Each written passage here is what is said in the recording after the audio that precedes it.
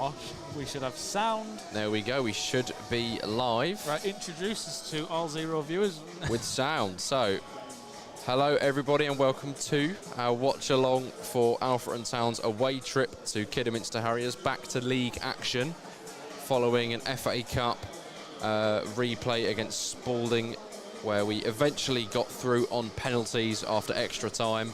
No goals until the 116th minute, where Alfreton went behind, but then eventually clawed it back, got the victory on penalties and progressed into the next round, which sets up a trip to Biggleswade next Saturday. But for now, a brief break and a return to the Vanarama National League North as Kidderminster Harriers host the Reds in the clash today. Kidderminster only one spot above Alfreton in the league table, separated only by goal difference in 6th and 7th respectively. So what are your thoughts on the game today, Matty?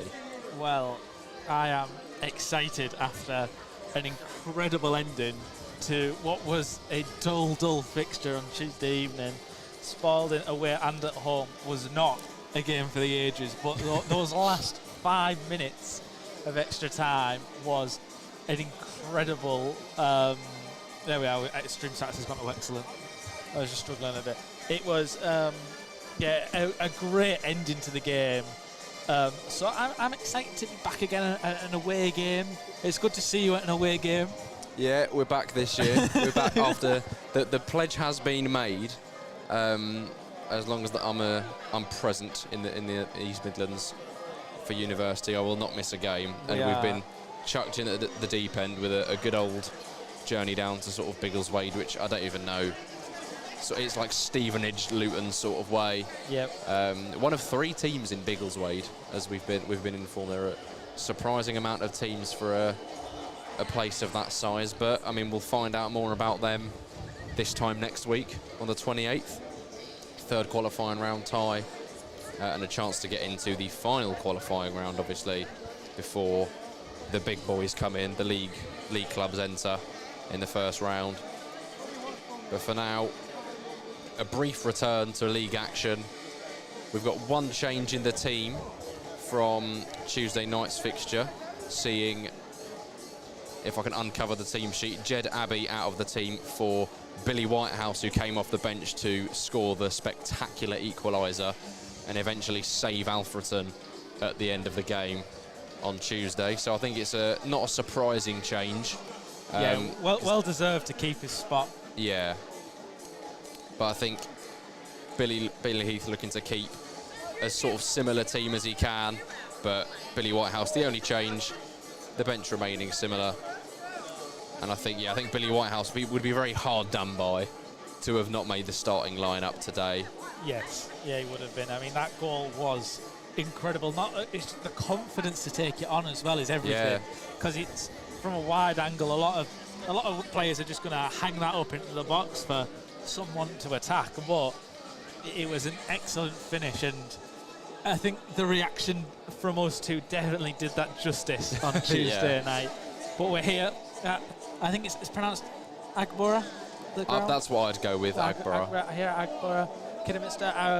We heard from the steward they're expecting a crowd of about 2,000 a day. We're in the midst of the Kidderminster fans, the fans in the corner on the other side of the ground to us. So no friendly faces around us, but we remain unfazed. And hopefully, after 9 undefeated but 4 without a win. Yeah, so the last 4 without a win. I mean, unless you count the penalties victory as a win, we've gone 4 draws in a row now. 9 undefeated. I mean, it's like Liam said to me before we started this stream, it's a glass half full, half empty kind of scenario. Yeah, we're unbeaten in 9, but we've not won for 4. So yeah, we'd like to see a nice little 3 points come back to Alfreton today. I think, as you say, it's a sort of glass half full way of looking at it. But the positive, I think, is obviously that Alfreton at the moment, we're a hard side to beat, a hard side to get past. Obviously, Spalding got the closest to doing so on Tuesday night, but bailed out in the injury time of extra time right at the end. And I think, as you say, the manner in which Billy Whitehouse took that on, it's sort of one of those situations where it's the last roll of the dice the final chance of the game to get something out of it. And normally you wouldn't be surprised to see the wide player in that situation just clip it into the back post sort of danger area and hope that somebody can get something on it. But I think the lead up to that goal as well was something that probably enabled him to get that kind of space, because it was just off the back of Jake Day having his effort cleared off the line. So they were kind of only slow to react to that. Whitehouse found himself in the right position, and the finish, I think we've all seen it by now, was just spectacular. And eventually scored his penalty in the shootout at the second time of asking. But yeah, obviously Alfreton missed the first to miss a penalty, but then had the referee order a retake after the goalkeeper was judged to have come off his line. And then, yeah, as you say, went on to win it. Some great penalties from an Alfreton perspective. Spalding, I still found it quite interesting that the only players who took their penalties were those that came off the bench up until the final taker, who then missed. But there you go. We've got 5 minutes or so until kick-off here. We'll throw a couple of score predictions in the mix to kill the time. We can. I'll keep us on course. We'll keep us on course. So I think we spoke about this before. As always, I will never ever predict a loss. It's bad voodoo. And I've said a 2-1 victory for Alfreton. And I'm even going to tell you the goal scorers. Wow, okay. We're going to have a David Moyo and a Liam Waldock goal. Well, I'll go for a 1-0 David Moyo. Nice and boring, but 3 points. Thank you very much. As the teams come out of the tunnel, we will run you through the Alfreton side first of all. As you said, only the one change. Number 1, George Willis. Number 2, Josh Claxton. Number 3, Max Hunt. Number 4, Adam Lund. Number 6, and the captain, Dwayne Wiley. Number 7, in from Tuesday night, Billy Whitehouse. Number 8, George Cantrell. Number 10, Liam Waldock. Number 20, David Moyo. Number 22, Billy Fuster. Number 23, Nathan Newell. And the 5-man bench for Alfreton: number 5, Adam Anson. Number 9, Jake Day. Number 11, Lewis Salmon. Number 13, Jake Askew. And number 14, Jed Abbey, who drops out the side from Tuesday night. And our hosts lineup as such: number 21, Christian Dibble in goal; 2, Alex Penny; 3, Caleb Richards; 6, Reece McNally; 8, Luke Summerfield; 9, and captain Amari Morgan-Smith, who I also believe is formerly of Alfreton. You are correct. Yeah. 10, Ashley Hemmings; 11, Malik Cadigan; 12, Joe Folks; 14, Zach Brown; 19, Max Kuthia; and on the bench is 5, Reece Devine; 13, Josh Bishop; 20, Harry Ibbotson; 23, Torp. I'd go with, I'm not too sure with that one. Obadei, and 26, David Davis, which isn't a brilliant name. That is a good name. Well, the team's out quite early here. We might be on for a minute early kickoff. There we go. Yeah, Amari Morgan-Smith, you are correct. Former Alfreton player, played in the 2019-20 season. Now the captain for Kidderminster. A previous stint with them, I believe, before he played for Alfreton. And actually, captains the side today. Scored against Alfreton in the playoffs 2 years ago for Kidderminster. He got the opening goal in the first minute, and that's how it ended, 1-0. Kidderminster obviously went on to get promoted that season, but have since come back down to the level. And that was a late charge, wasn't it, for the playoffs? It was, yeah. Got in at the end. They nicked it. And we are seeing from about 18th to nicking playoffs, and then went on. We are seeing a change of ends, second in as many games for Alfreton Town. They're now going to be shooting towards the end that looks shut today in the first half. Yeah, I think it's a standing terrace, and it might not be fit for use. Possibly. That might be one. As you can see, there is a standing terrace over there, though. The other end behind the adjacent goal is packed. And obviously we've got the 2 seated stands either side. Alfreton on the sort of far side of that seating stand. It's a Kidderminster kick-off by the fact that Alfreton are in their shape, ready for kick-off, and no one stood over the ball.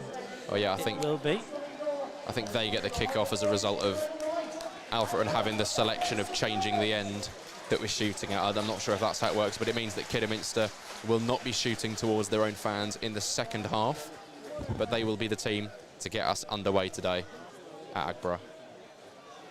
Yeah, and like you say, momentum is a big thing. It's obviously what took Kidderminster up 2 years ago. Right now, Alfreton have none. But can we change it here today? Obviously, off the back of a victory, a progression in the cup. Yeah. I mean, there could be some victory. There could be some sense of momentum in that, but I think 2 draws to Spalding is hard to see as momentum from a fan's perspective, but from a player's perspective, that kind of equaliser, winning on penalties, it could be carried into today as Cantrell picks the ball up early on in the centre and wins a throw-in.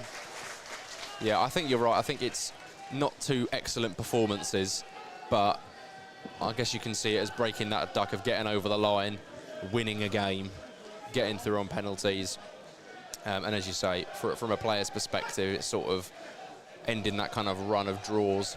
But yeah, hopefully today we can see an improved performance and 3 points coming back we've got to Derbyshire. Dave back in the chat from Cape Verde once again. Welcome back, Dave. Welcome back, Dave. Good to see you. David Moyer picking the ball up in the early stages here. Takes his man on, lays it out wide to Billy Whitehouse, who looked for the 1-2, but I don't think Moyo was on the same wavelength. Kidderminster clear their lines. It's a good flick on. Morgan Smith tries to lay it inside, but Liam Waldock makes the interception. Lays it off to Nathan Newell on the left, who's got space in his own half. Sends a diagonal ball across to Moyo. Billy Whitehouse trying to chase down the loose ball, but it's an easy one for Caleb Richards to get clear. Yeah, Billy just falling over there as the ball looked to being like an awkward one for the fullback to deal with, but his slip made it significantly easier to deal with as Cantrell centres the ball towards Moyo, but it's cleared away. Trying to look like he tried to win a throw in there, but Kidderminster keep it in play. Still in possession. A bit of afters there from Morgan Smith after Max Hunt kept a hold of his shirt. No foul given by the referee though. Kidderminster move it over to the right-hand side. Looks to go down the wide route, but that long ball is finding nobody. George Willis will relish the chance to have his first impact on the game with a goal kick.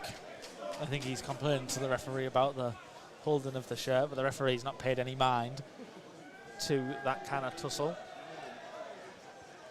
No, obviously not. I think Kidderminster with George Willis has gone short with his goal kick here to Nathan Newell. Not something we see a lot. Who goes for the diagonal ball once again, aiming for Moyo, who wins it and heads it into the area, but not really one that Liam Waldock can latch onto.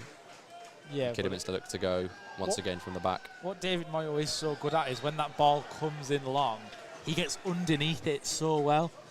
It's really understated how hard it is for a striker to get underneath the ball and head it on and bring it down and kind of do that role that we ask our strikers to do. And he does that so well. It's something I noticed the first game I watched him was against Kingsley in the first home game of the season. Just the way he gets underneath the ball is really, really impressive. Yeah, I think, as you say, it's a role that we've seen a lot of strikers try and implement here for Alfreton. Kidderminster could have a chance, but Claxton recovers. Willis gets it clear. And yeah, I think the only sort of anomaly that we've had in that sort of role in the last few years, Ryan Taylor wasn't really that kind of typical big target forward that we've seen. He was neat though, wasn't he? He was very sort of, you could tell that he had some Football League pedigree when the ball kind of got played into him, but in the last few years, you know, the likes of Matt Reed, Tom Denton, and obviously now Jake Day still with us, are the ones that kind of play that role. Moyo latching onto that one again and winning ahead of flicking it on. The goalkeeper making the recovery though. Waldock giving the defence some food for thought there as it was going to trickle through. He put on some pressure. He was never going to win it, but not making it easy for them. Yep, Summerfield on the ball at the back. He's got the midfielder sort of dropping in. I was going to say, is he playing as a third centre half or is he kind of midfield dropping in? I think it's a case of a back four with the fullbacks pushing on quite a lot, and then obviously Summerfield coming in, sort of splitting the two centre halves, getting them out wide. Half back row. Yeah, giving them the option. It's not very often you see a centre back with a number 8. No. Richards on the left. Up towards Morgan Smith, who chests it down. Maintains possession and looks to lay it off in field. Gets it back from his man. There's lots of space in the middle. He plays a lovely 1-2. Gets it back again. Morgan Smith with an effort, blocked by Adam London. George Willis claims that one. First shot of the afternoon from a Kidderminster side. Amari Morgan Smith with a bit of interplay in the middle, coming in from the left-hand side and eventually getting a shot away from outside the box.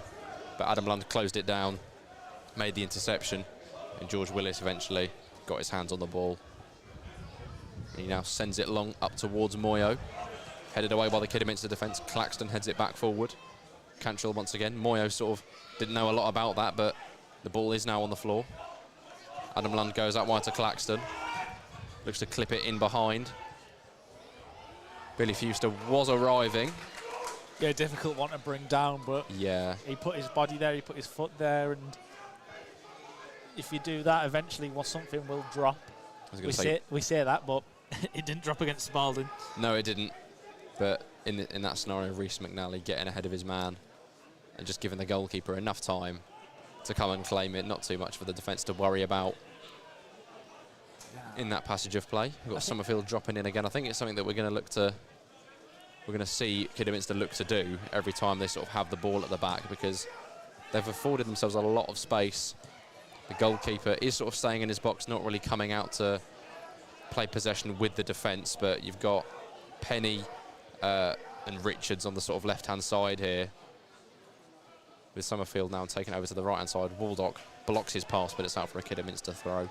It's an interesting one, because you'd think Penny would kind of be on the right, but it looks like Rhys McNally and the number 12, Joe Folks, are kind of taking up that role on the right-hand side.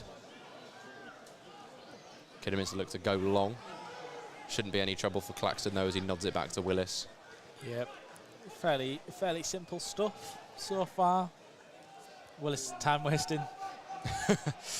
Just making Morgan Smith put some pressure on him. Did someone say it's time to reference the Bulls blog? Go on then. The Pele. Was it the Pele of time wasting they called him? Yeah, the Bulls blog referenced Willis as the Pele of time wasting. High praise for a goalkeeper. Kidderminster forced into their own corner here by Billy Fewster's press. Claims the ball has gone out, and the referee and the linesman agree, so Alfreton will have a throw. Oh, he's got to warm it up. Go on, Lundy, warm it up for us. Adam Lund preparing for his first trademark throw of the afternoon. It's quite near the corner flag, I was going to say, so it's not really one that he's going to have to get height on. It's more of a case of drilling it in and coming flat. There we go. Yeah. There we go. Stretch out, Lundy, son. If he can get it in flat, it's essentially a corner for Alfreton. There it goes. He's not had much of a run up. Morgan Smith gets his head to it, but it's Dwayne Wiley. Just couldn't head it down. I was going to say, it's come at him off the head of Morgan Smith. Max Hunt giving him something to worry about, but Dwayne Wiley at the back post gets his head to it on the second chance, but can't quite direct it at goal, and it's over the bar, out for a goal kick. That's something that we saw quite a lot against Spalding. Alfreton getting sort of heads on it in the right areas. We're not coming down. Not managing to keep it down and sending it over the bar. I think Max Hunt had a few chances like that against Spalding. Dwayne Wiley with the first one today.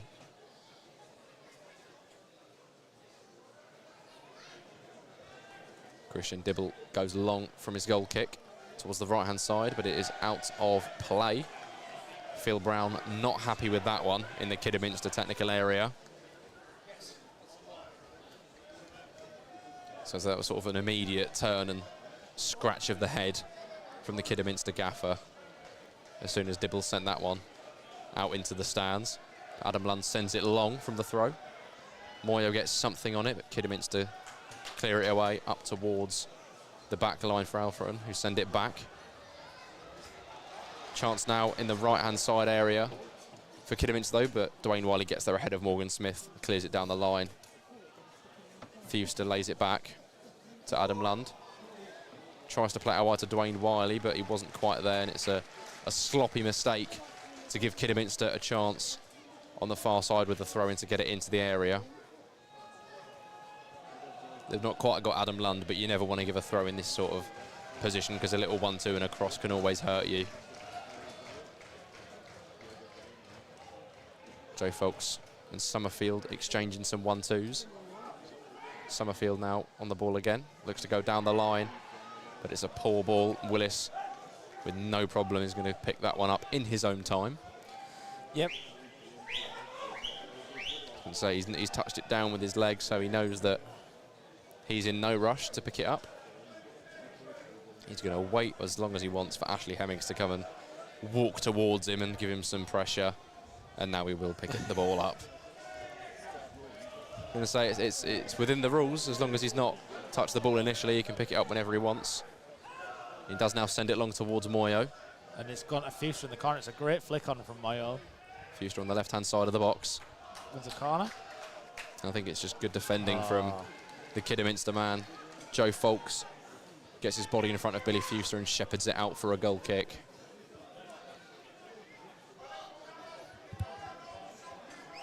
Seen Kidderminster setting up with 3 men inside the box from this goal kick. Dibble sent them away previously so he could go along, and he's going to do so once again. I believe Dibble's formerly of Hartlepool. It's a little Dibble fact. There you go, a little bit of Dibble trivia for you. That does ring a bell to me. I've heard his name a lot before. Wouldn't surprise me if he did have a spell with Hartlepool. But here we go, he sends it long again towards the right-hand side, gets underneath it, keeps it in play this time. Dwayne Wiley with the initial header. Waldock keeps it going. Miscued clearance from the Kidderminster back line. It's going to drop in the midfield. Adam Lundy gets up and wins the header, but it's going to run all the way through to Dibble, who taps it short for Penny. Summerfield goes out to his right-hand side.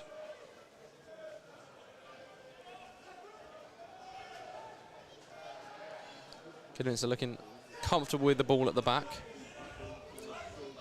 Alfreton not giving them the sort of the full press, but doing enough for them to think about it, and there we go. There's the press in action as George Cantrell forces a misplaced pass to Liam Waldock to an interception, but Alfreton give it away, and Kidderminster have the chance to break. Morgan Smith on the right-hand side. Stays onside. Goes out to his winger, who gets a cross into the box, and the header comes in from Hemmings. Great clearance. Josh Claxton with a crucial intervention on the line. Sends it out for a corner. It was Claxton. Josh Claxton making a crucial intervention as the header came in from Ashley Hemmings. It looked like George Willis might have been able to get there, but Claxton was taking no chances and sort of knelt down and used his leg to steer that one over the bar. Yeah. First. Heart in the mouth moment, but. Yeah. Corner sent in by Kidderminster and away by Alfreton as the first corner of the afternoon comes to nothing, resultant of Josh Claxton's last-ditch defending. Richard standing over a throw for Kidderminster. Plays a 1-2 with Summerfield, and he goes inside towards Morgan Smith, who looked for the out ball. It will be another throw for Kidderminster in a slightly more advanced position now.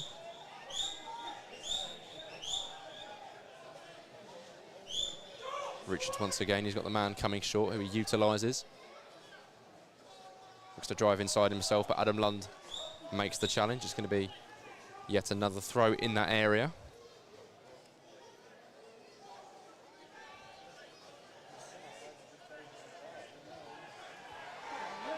Richards taking his time over the throw in. Eventually plays the 1-2 with Zach Brown. Sent along by Summerfield out for a goal kick. We've seen that a few times now. Kidderminster looking to sort of clip it into that space between the back line and the goalkeeper, but in that situation from a throw-in, there's really not much of a zone for them to get it into because the defence are quite low down. Is out for another goal kick for George Willis. I think, yeah, that's the first big chance of the afternoon going Kidderminster's way. Finding some joy on that right-hand side.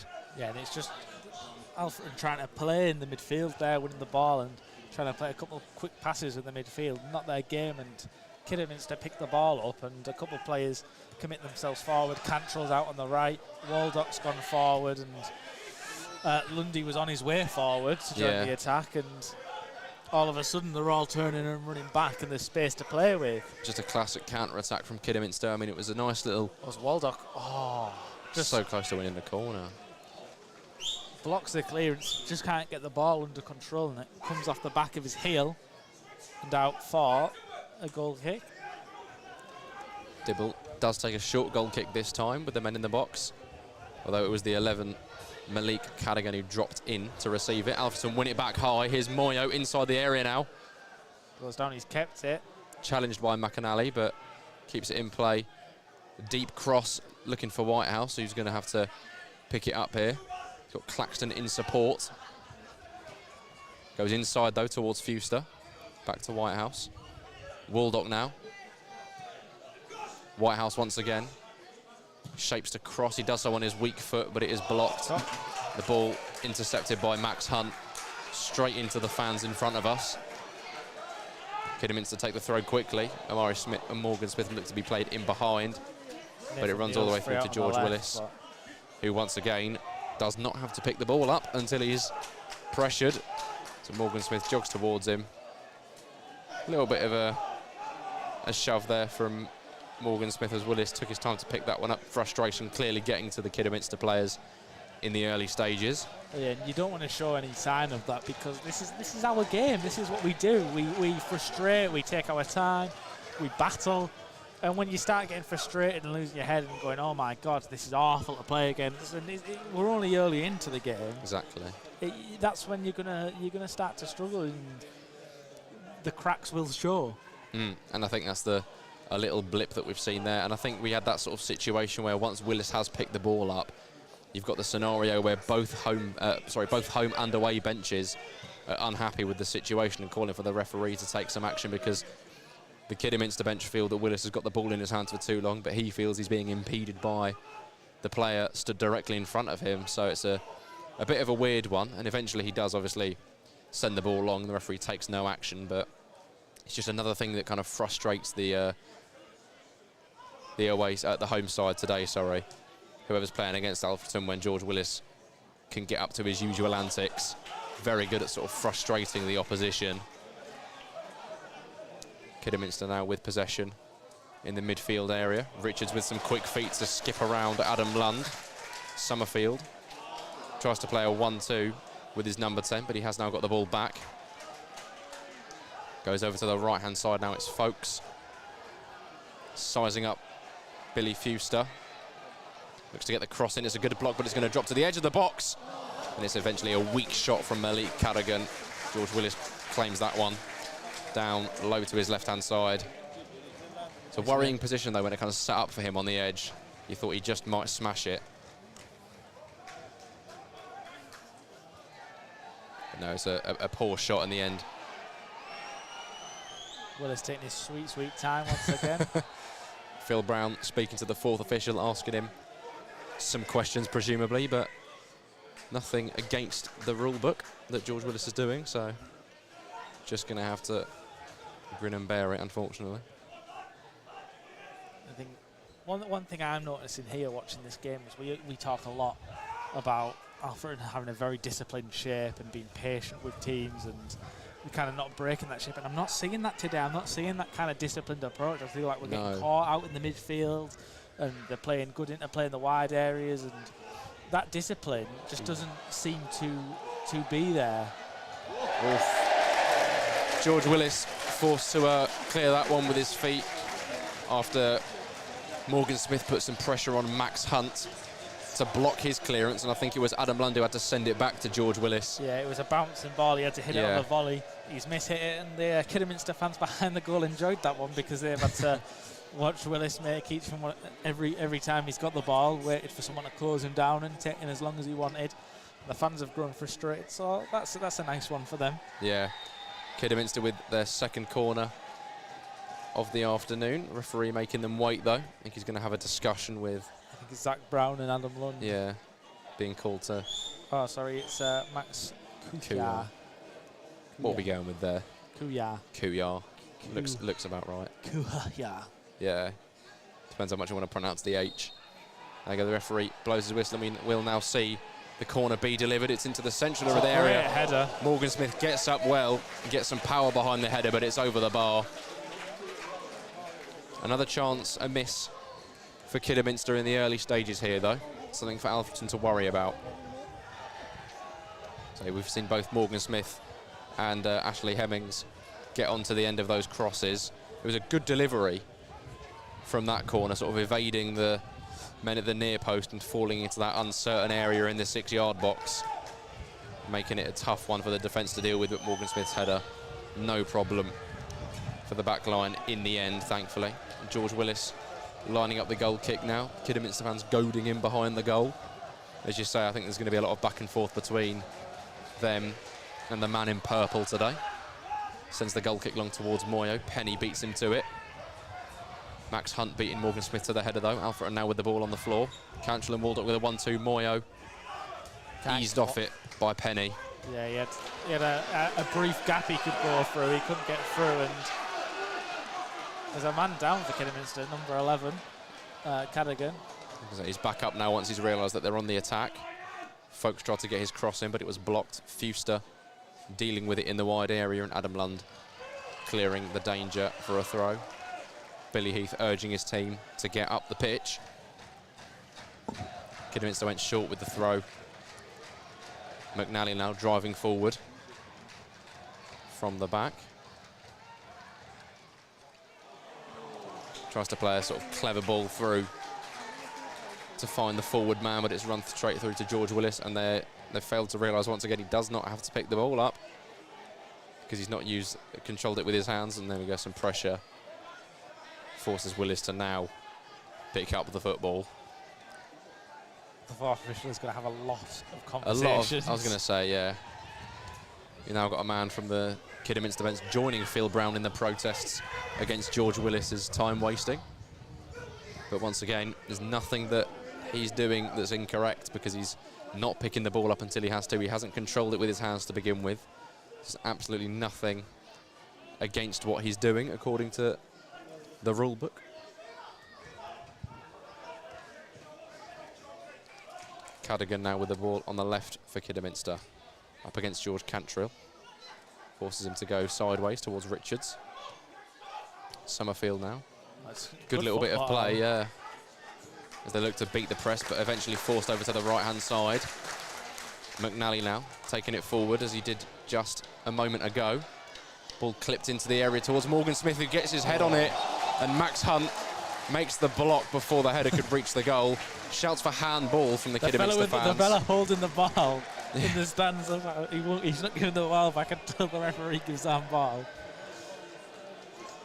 There's another big chance though for Kidderminster. Morgan Smith with a good sort of peeling run at the back post, gets his head to it, but Max Hunt got his body in front of it, sends it out for a third corner of the afternoon for Kidderminster.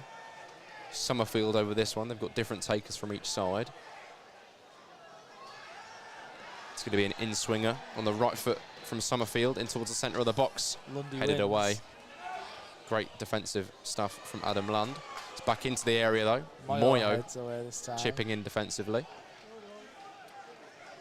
Still Kidderminster in possession though. I'm going to say, what do you make of their shape so far? Because they're sort of, we've seen Summerfield kind of dropping in, helping out the back line. It's clearly a tactician kind of approach to the game, isn't it?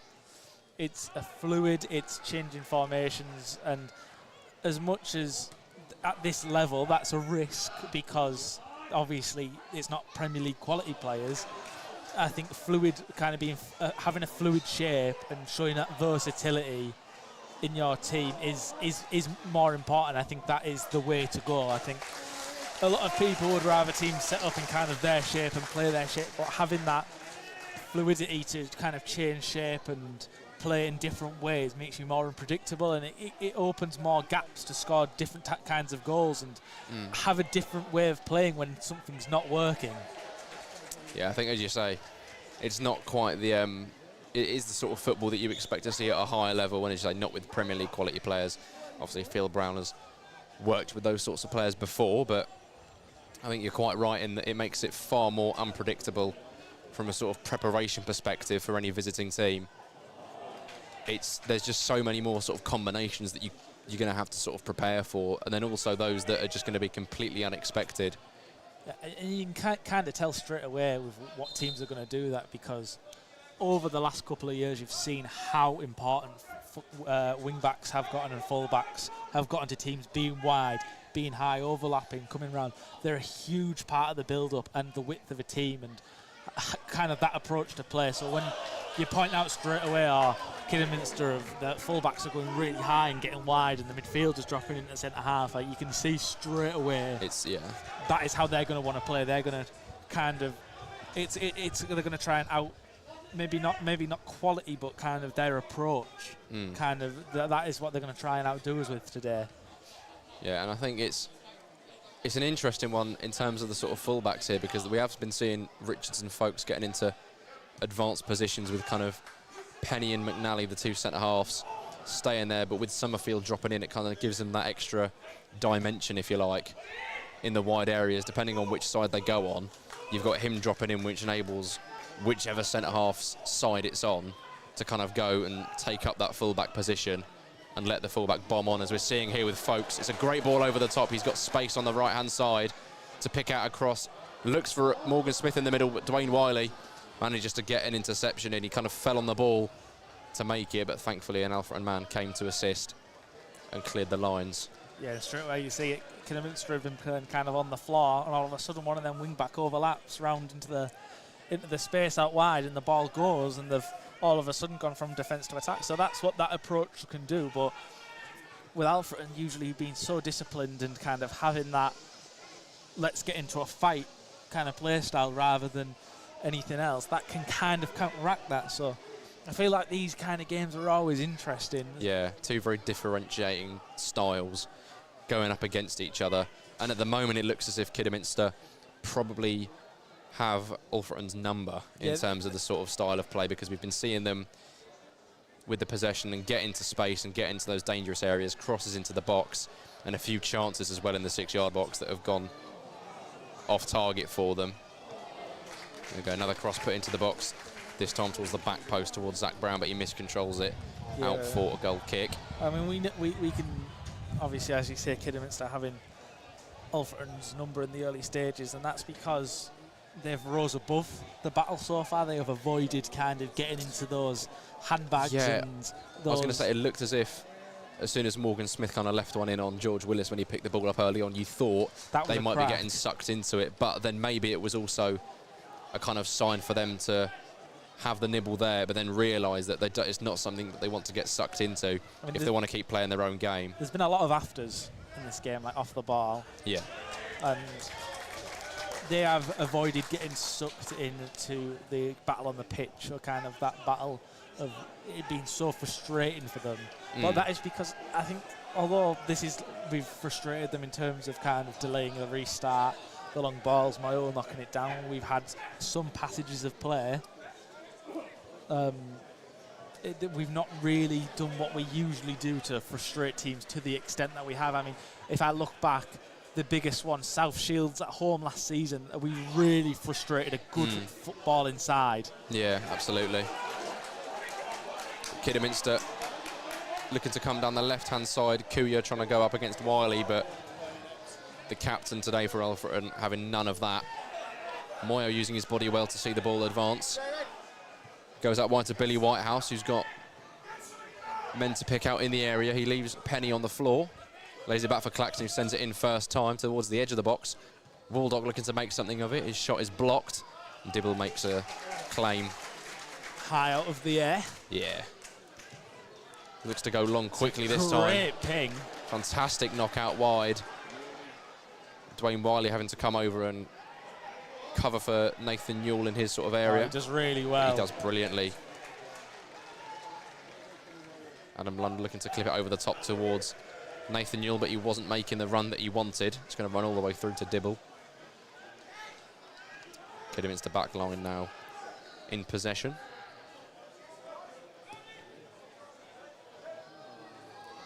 Richards taking up a sort of advanced area on that left-hand side, but ball played out wide to him.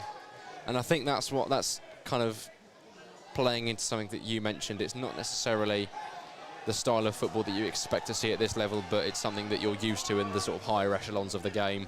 And in that kind of area, it's, you know, if you're expecting your Premier League player is going to be able to make that pass and sort of clip it over to the sideline, but it's a risk that, as you say, it's a risk that comes with this style of play, but one that they're willing to accept, and one that, you know, outside of a few little mishaps here and there, is working for them so far.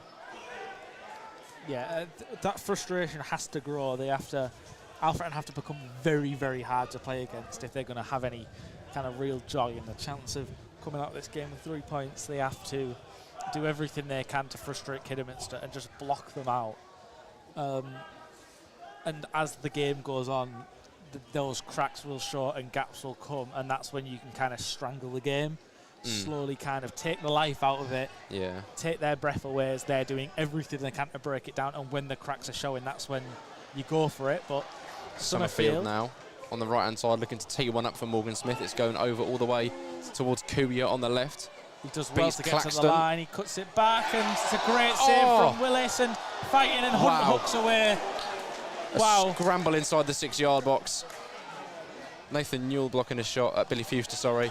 George Willis now Heads it getting down. that down, but that was a massive, massive chance to go and miss for Kidderminster. The ball fell to Maz Kuya at the back post, who sized up Josh Claxton, beat him, and then pulled it across from the byline, and the shot came in. We couldn't quite tell who it was from in a crowd of bodies. Zach Brown, maybe? It was either, yeah, I was going to say it was Zach Brown or maybe Cadigan who sort of got on there. They're in that area, but some of the Kidderminster fans began to celebrate after the shot came in from close range, but George Willis with a stunning stop to keep it out, and then it fell back into the sort of danger area, and then it was a mix of Alfreton bodies being thrown in front of the ball, and then ultimately managing to get it clear. And then the follow-up shot came in. Billy Fuster slides in to block that one. Willis heads it down, but Adam Lund did pull up in the midst of that, and he is now down on the ground. And A good time for Alfreton to take a break, I think.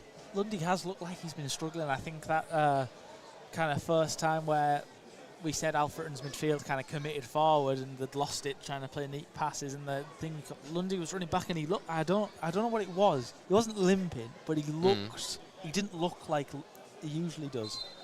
And I have to say, just from that one moment alone, I kind of I saw this coming almost. Oh, there we go. Kind of I thought he doesn't look right, but I thought I don't know what it is. Yeah, well, you've seen the signs, and he is now walking off alongside Ollie to the dugout to receive treatment. No immediate substitution, but he is going to have some time off the pitch, leaving Alfreton to play with 10 men. Well, the issue is that there isn't a player who can do that London There's not role. another Adam Lund, no. I mean, Simple as that. And he's kind of been hailed at Alfreton over the last couple of seasons for appearing in pretty much every game. He's such an essential part to this team's kind of inner workings, and him going down injured would be a huge blow, but he's come back on. Phil Brown, again, not happy and asking questions of the officials, saying it's not a head injury, so nothing has to happen. And Willis now picking up the ball if the referee dropped it for him. But Adam Lund now back on the pitch. Alfreton not really having to play any of the game with 10 men at all, thankfully. Oh, it's a great touch from Billy, but he can't quite get it into his grasp. Claxton going in there, slightly late He might one. get booked for that one. Going to say he's tried to play the ball, but he's gone in on the number 10 Ashley Hemmings, and he's going to be penalised by the referee. Yeah, I was going to say, as soon as you see that, especially we've got a perfect view of it, it's right in front of us. Yeah. That's almost certainly your booking. Claxton. Clacky and Billy Heath are not in agreeing with the referee, but No. for me, that is. It's not a malicious one, but it's one that's it's an obvious foul, and he has received a yellow card. Claxton now straight back into it as he's having to see out Maz Kuyat, and he does. Summerfield plays it back into him though. It's great football. Great football. Kidderminster keep it going. Oh, what a move that would have been.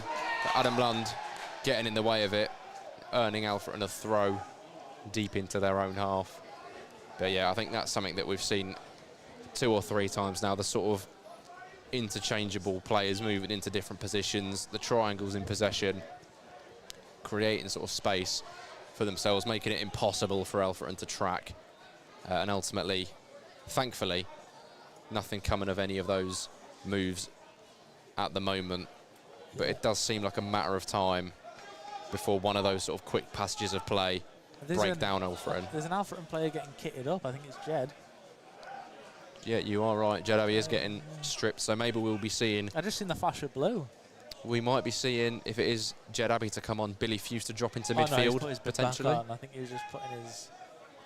I'm not Okay, sure. I've not seen him warming up. No, I was going to say, I doubt that he would be a sort of direct replacement for Adam Lund, but if it was him to come on, I think, you know, we could work with it. Maybe see Cantrell drop into that deeper role. Billy Fuster move into midfield as he's done previously, and then obviously Abbey and Whitehouse, the wingers. But no, he has put his bib back on and sat back down. So doesn't look like Adam Lund's going to be coming off. And as you say, there is no sort of like-for-like replacement for Adam Lund. He's such an important player. The only thing you can do is maybe kind of drop Wally into the kind of Cantrell role, Cantrell into the Lundy role, and Jed plays in that kind of 10. Move it back a little bit.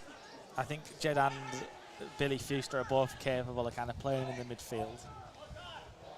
I know people were wondering where Jed was going to play when he came in, because he was kind of that. When Quinton was saying the 10, I used the Mitsala role that Liam Waldock plays, because that is what it is. But factually, yeah, that is kind of the role he plays. But Jed kind of made the wing his own position, where he was scoring every week, but he's found himself on the bench today. But you've got goals on the bench, I feel. Very true, yeah. You've got the sort of firepower there. Jed Abbey, ready and waiting. Obviously, Jake Dave, if he can carry some of his form in from last season, certainly an option to bring off the bench if you're looking for a goal. Kidderminster in the midst of that, by the way, did earn themselves their third corner, and in it comes from Summerfield, straight at George Willis though, who claims that one and drops down to the ground. Max Hunt making another block at the back to sort of divert it out. And Willis now back up to his feet. Won't have the ball for as long this time, although I'm sure we'll eventually see some protests. Referee waves him on. There we go. Sends it long up towards David Moyo. Penny wins the header and sends it out for a throw. Cantrell leaves it. Adam Lund comes across. Yeah, this is Lundy territory. Anywhere in the opponent's half is Lundy's territory. Billy Heath. He's going to have to loop this one a bit. I think the first one would, if he did what he did on the first one, would be a perfect delivery. A good height on the first one, right to the back post. But it was also flat and sort of driven enough for it not to give the defence loads of time to organise. But here we go. In it goes from Adam Lund. Right to the front post, and it's going to go out for a corner. I was going to say, it did find a Kidderminster head, but they couldn't get the direction on it they wanted. It kind of had a bit of spin on it as well, that one, which meant that they couldn't get the header away where they wanted to, and it is out for Alfreton's first corner of the day. Billy Fuster going over to take it on our right-hand side. I'm going to let you take this one because I can't quite see it. He's going to look to kind of loop it towards Lundy at the back, and it's just a bit overhit. Goes right through and out for a Kidderminster throw-in, straight through. Not what you really want to be doing from corners. No.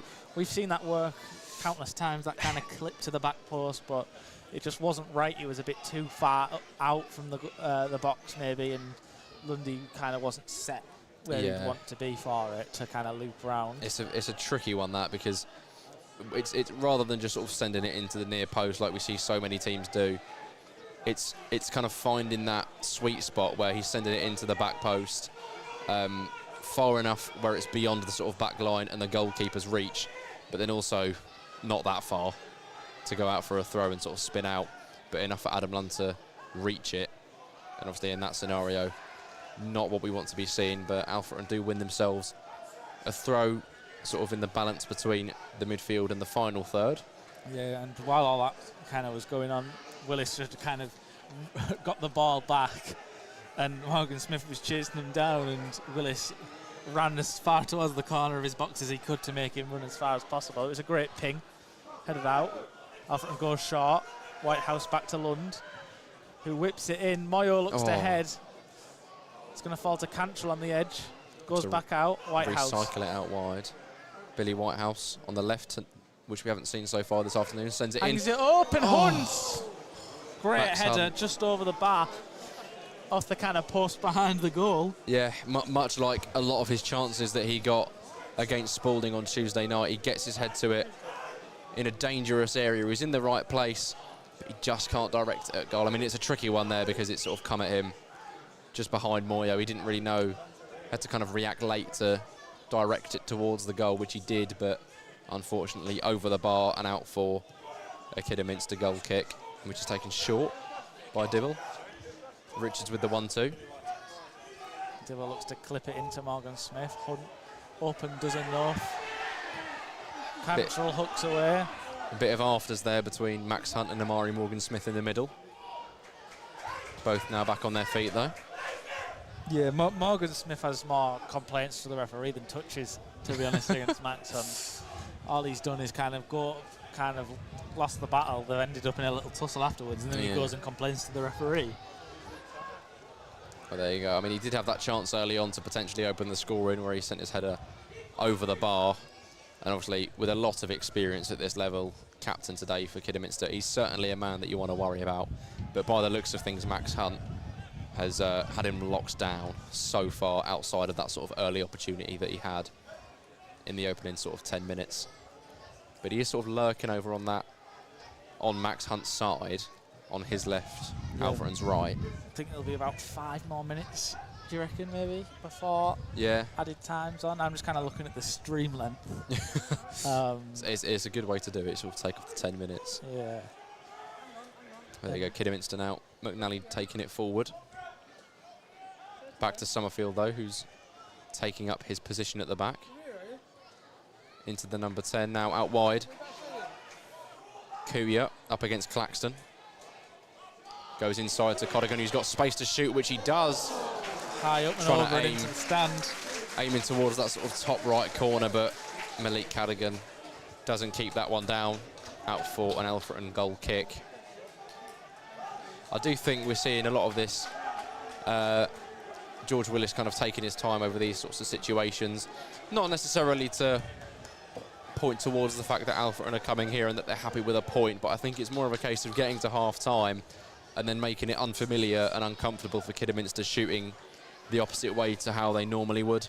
So they've not got their fans behind the goal to kind of suck the ball in, which is certainly a factor with a crowd like this today.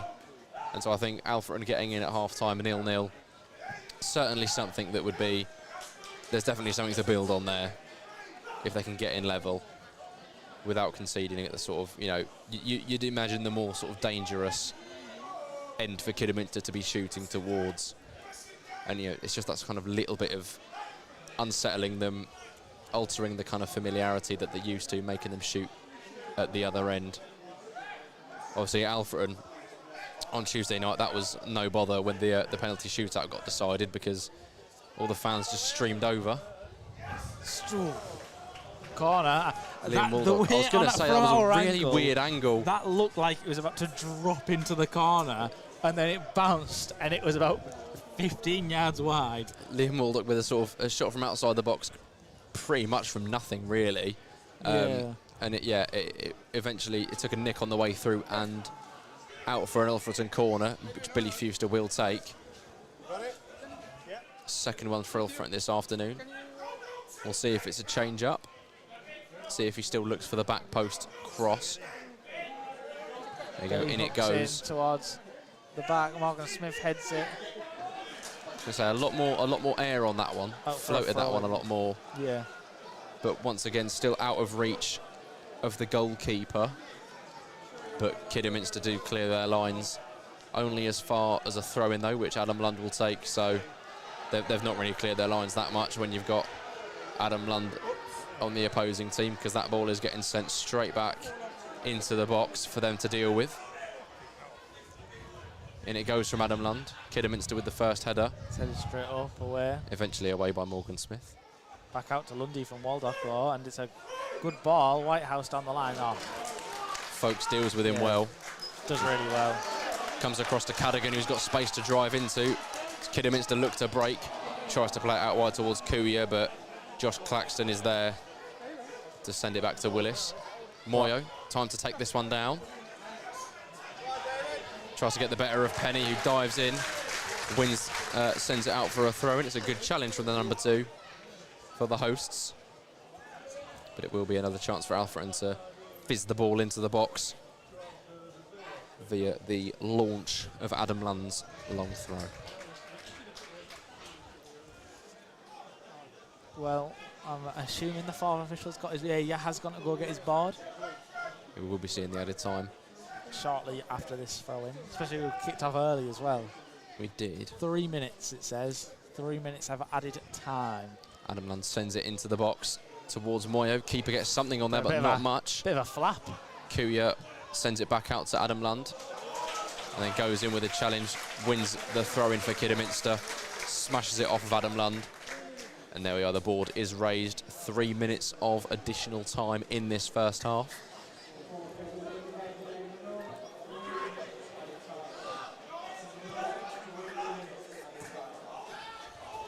Kidderminster go up towards Morgan Smith. Good header to flick it on. Hemmings forced to just kind of aimlessly send that one down the line to keep it in play. It's a good ball forward from Willis, and Moyo putting some pressure on Richards. Getting to it, but unlucky to concede the throw in there. He battled really well to get the better of his man initially, but Richards recovered quite impressively and wins his side of throw. It's going to be Penny to take. Looks like he's going to try and get some distance on it.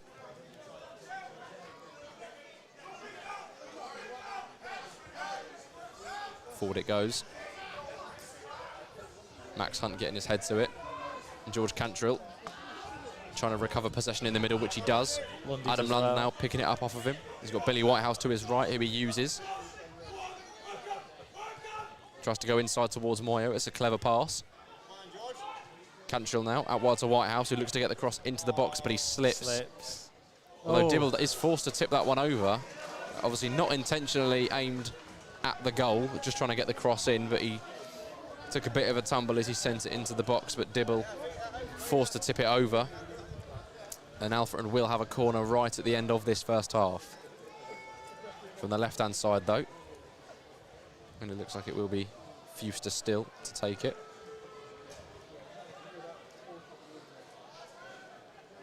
So I'd imagine now this will probably be the last opportunity before the interval.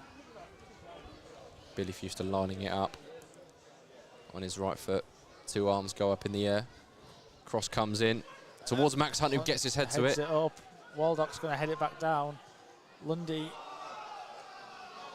Kidderminster eventually get it clear. Liam Waldock up against Max Couillard. Oh, Couillard's beaten done well. by Couillard. Hemmings in the middle. Newell on his back. He's one-on-one. Great save from George Willis. What a stop that is. Ashley Hemmings receives the ball on the counter-attack from Couillard on the left. He sets to shoot. He got ahead of Claxton. I think had the time and space. He's giving Jed a talking to. I think he's going to bring him on. Yeah.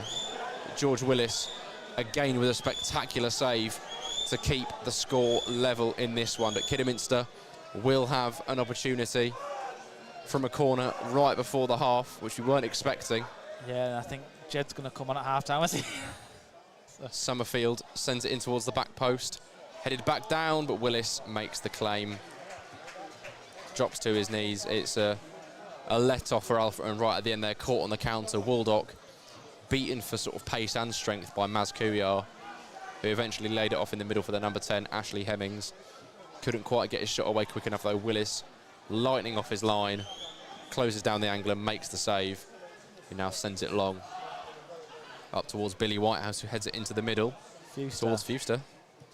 Goes it back out wide to Whitehouse. He's got Moyo in the box. Fuster. Whitehouse again. Another little 1-2 between the pair of them.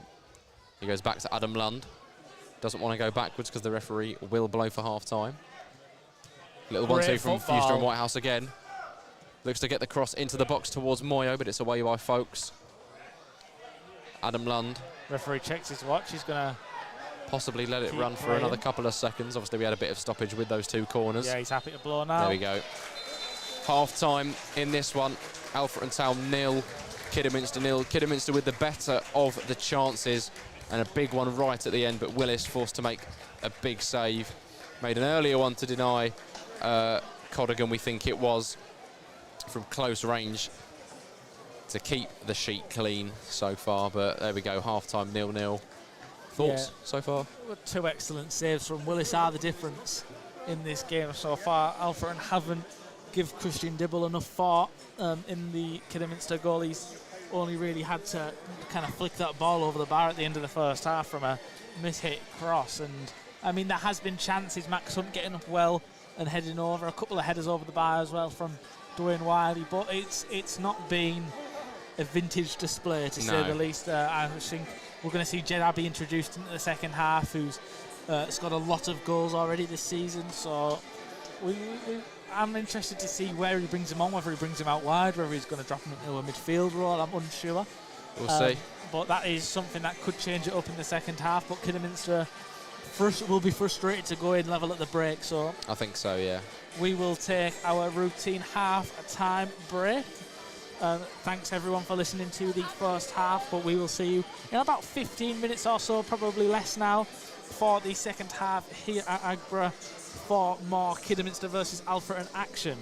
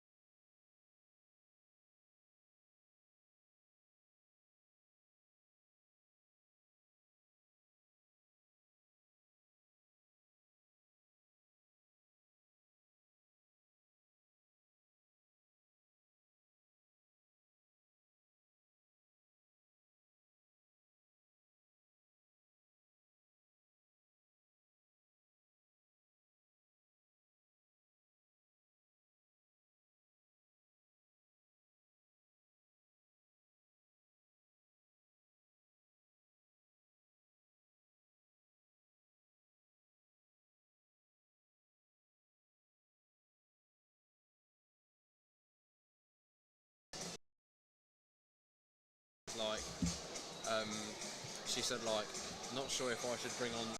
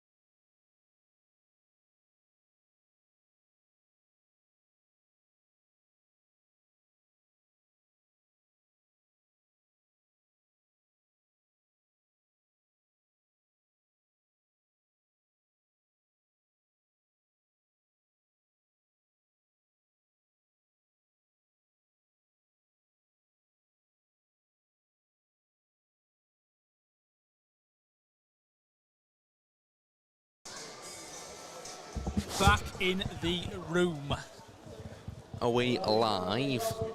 We are live. There we go. So hopefully our picture should be back with you very shortly. Now. There we go. Oh my God, it was like we just descended from the heavens. There we go. We are back So this is when Big Q's not here. Transitions. This is, yeah. Quentin, step your game up. We've got Matty's webcam transitions to deal with now. That's what we do. There we go, as you were right. Jed Abbey introduced. Come on for Liam Waldock. I'm not seeing a Liam. No, I think you're correct. It did for a moment near the end of the first half. He went down when the ball went out of play, but got straight back to his feet. So I think it could possibly be more of a injury-enforced change rather than a tactical one. But we'll see if we're going to have Jed dropping into the midfield or Billy Fuster. Going by the sort of, it looks like the way they're lining up, it is going to be him. Into the Metzala role. The Metzala role. Wowee. I've only just realised he's actually got his full Yeboah he does, printed on his kit, yeah. But we'll still call him Jed on the commentary, unless he wishes otherwise. Well, that's what he's down as on the team sheet, so we'll stick to that. But there we go, the one change at half-time for Alfreton. Jed Abbey introduced in place of Liam Waldock in the midfield. Jed Abbey obviously with a lot of goals for Alfreton this season, the top goal scorer. Had a blistering start to the season, a brilliant August, was put forward for Player of the Month.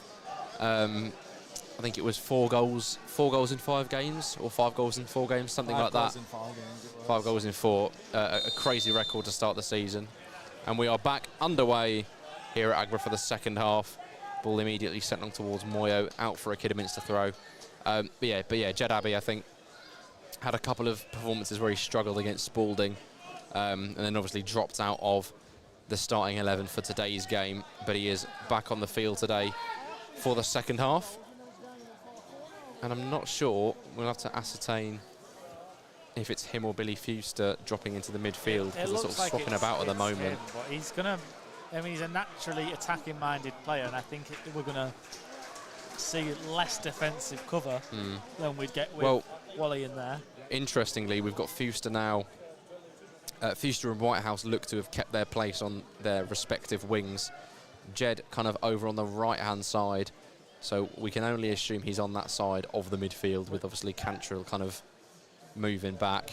Yeah, well, Lundy keeping his spot, obviously. Billy Whitehouse tends to kind of hold his position out wide on that byline.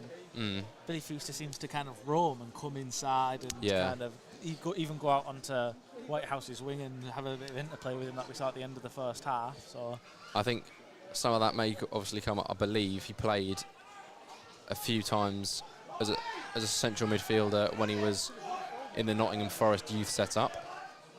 Folks with a good little reverse ball out to Cadigan, but Nathan Newell getting that one clear. Moyo trying to nip in front of McNally, but he lays it off back to his goalkeeper, Christian Dibble. Penny now on the left-hand side. Richards goes forward towards Kuyat, who has space on the wing. He drives into the area and gets a shot away, blocked by Adam Lund. Max Hunt, sorry, and out for a throw. You can tell difference because Max Hunt is 6'7". I'm used to Adam Lund blocking it. They got 2 similar colour boots on. Yeah, he needs to put his black boots back on from the other night. Folks takes the throw down the line. And immediately run out of play by Zach Brown. And it'll be a throw for Alfreton Town. There are some nifty boots Lundy's got, the white and luminous green/yellow. Yeah. The Preds. Back when I used to buy a pair of Preds, now I buy the cheapest blacked out boots I can find. Dwayne Wiley getting that one clear on his right foot up towards Billy Fuster. Folks taking no chances with that one. Nathan Newell with a good header to keep it in play, and a Summerfield trying the Hollywood pass, picked off by Claxton though. But yeah, I think now Alfreton have got what they wanted in terms of getting to the interval, keeping Kidderminster at bay. They did have a few good chances and opportunities to take the lead, but now they are going to have to play shooting away from their own fans behind the goal, which is something that can only be seen as a positive for from an Alfreton perspective. McNally now driving away from those fans. Lays it off out wide for Hemmings.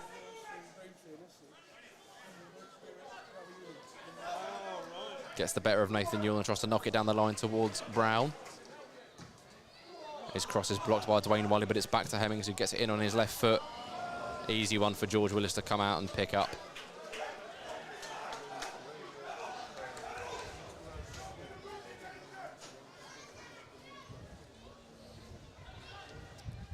Willis.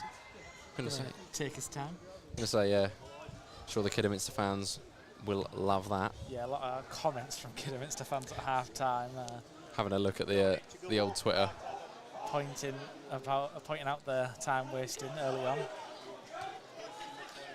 Good little knock from Nathan Newell to give it to Billy Fewster. Tries to lay it off to Jed Abbey, but Summerfield comes across to send it into Folks. Fewster tackles his man, but it's out for a throw.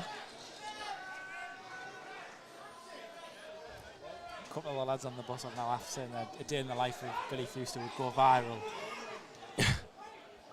What do you reckon that would entail? Oof. Lewis Salmon's almost just had his head chopped off by a clearance there from McNally. What would it entail, Billy Fewster's day? I reckon, I don't know, his mum making him like a meeting signing or something in the morning when he wakes up like 10:30. And then, I don't know, I reckon he just wanders. Just wanders. Wrong data. Phil Brown is on the pitch to get rid of a loose ball, which fourth official. Oh no, he's booted it out of the ground. That's got a cheer from the home support. I don't think that's the regular multi-ball system that we've got in play. But there we go. Adam Lund sends his throw into the box towards Moyo. Tries to win the flick on and appeals for a corner, but it's out for a throw. Yeah, that's a very peculiar one. Ball was sort of thrown back onto the pitch, kind of on the corner of the box, and Phil Brown has kind of strolled out from his technical area to pick up the ball and then just volley it outside the ground. Very unusual one. Yeah, sure the kit man's going to love him for that one. Yeah, that's 25 quid down the drain, mate. Wiley heading that one out for a throw. Didn't know too much about it because it kind of bounced off the back of his head.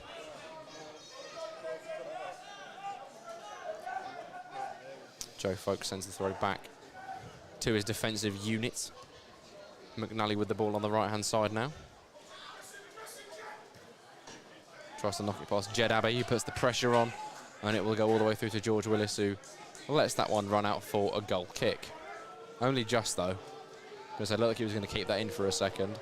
Some boos coming already from the Kidderminster faithful towards George Willis, presumably. I've just noticed the timer above the goal. The scoreboard. Yeah. There you go. You'll probably hear it now on our microphones. Some heavy boos ringing out for George Willis as he heads over to the other side of his box to take this goal kick. And Billy Heath cracks a smile as he turns around to pick up his water bottle. Willis now sends it long towards Moyo. Being pointed towards the referee now. Yeah. Supposedly for letting George Willis do his job, I suppose. Oof. It's another big chance for Kidderminster there. A sort of nothing ball over the top. Hemmings latched onto it. Got the better of Dwayne Wiley, who's now having an argument with George Willis. He came out towards it. A combination of them, they got something on it which was enough to sort of deter it from heading into the back of the net, and it trickled goalwards, but Nathan Newell recovered and got the ball clear. But again, a little bit of a fright and a bit of a scare for Alfreton.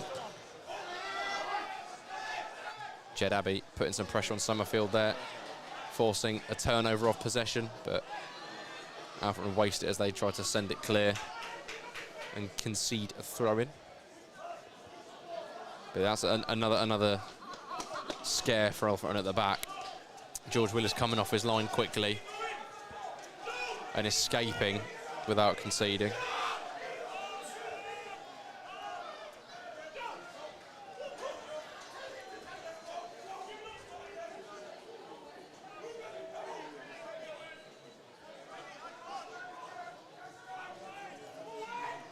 McNally now goes inside.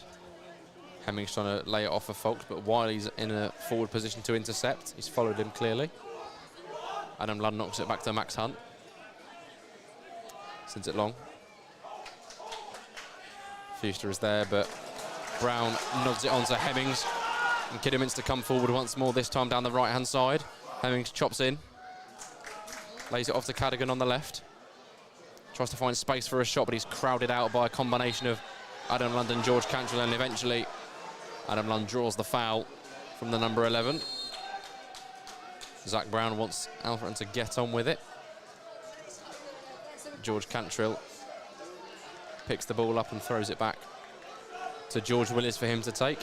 And here come the boos.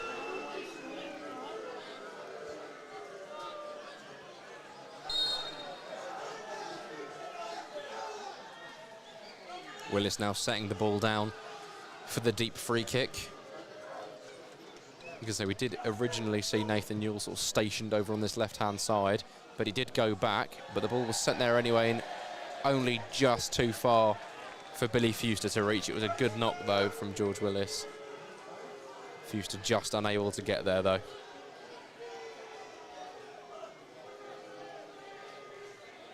Check there, warming up.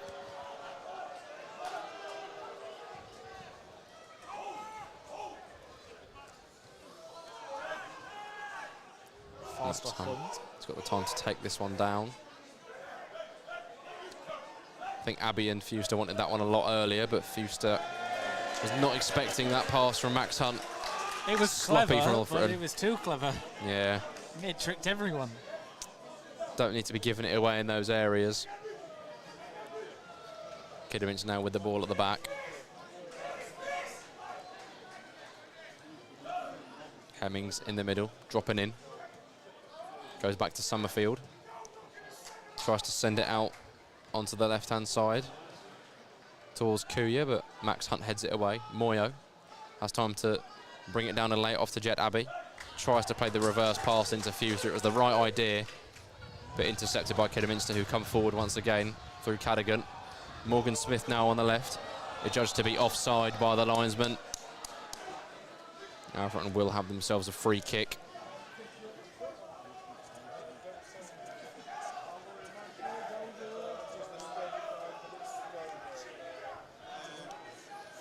Billy Heath barking out some instructions from the touchline. Look to be directed towards the wide men. George Willis goes over to collect the ball.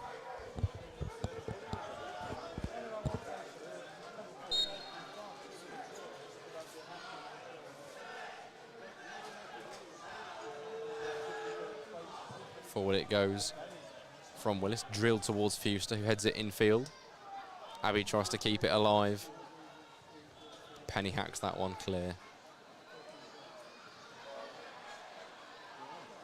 Claxton does make an intervention, but Brown comes away with it, and now Hemmings on the left-hand side. Got Brown arriving in the box, but it's a poor ball. Didn't quite have the men to aim at that he wanted, so he's tried to sort of place it to the edge for the oncoming Amari Morgan-Smith. But Alfreton get it clear. Out for a throw. There's Richards now. Into Kuya, who tries to get a shot away, but it's wide of the far post. Nothing for Willis to worry about. Another chance goes a-begging for the hosts. Yeah, it's just a period of extended pressure from Kidderminster, and you can't withstand this kind of storm over and over and over again, because eventually one will hit the back of the net. So Alfreton really need to kind of book their ideas up and start creating more and being a bit more clever in their approach. Referee now telling George Willis to get a move on with his goal kick. First time the referee has intervened with any of his antics today. Well, Billy Fuster, really unlucky to not have that drop for him in behind, but he does still have the ball here on the left-hand side. Tries to pick out Jed Abbey in the middle. It's Moyo. Lays it off for Whitehouse. Angle's kind of gone. He tries to clip it back in. Alfreton still in possession, though. Adam Lund goes back up wide to Billy Fuster, where the move began. Lundy again sends it into the box. Headed away by Summerfield. And Kidderminster now get it clear. George Cantrell picks it up, though. Out wide to Josh Claxton, who sends the ball into the box. Straight at Christian Dibble, though. Unfortunate one there for Billy Fewster, because it kind of bounced off his man who was marking him, Folks.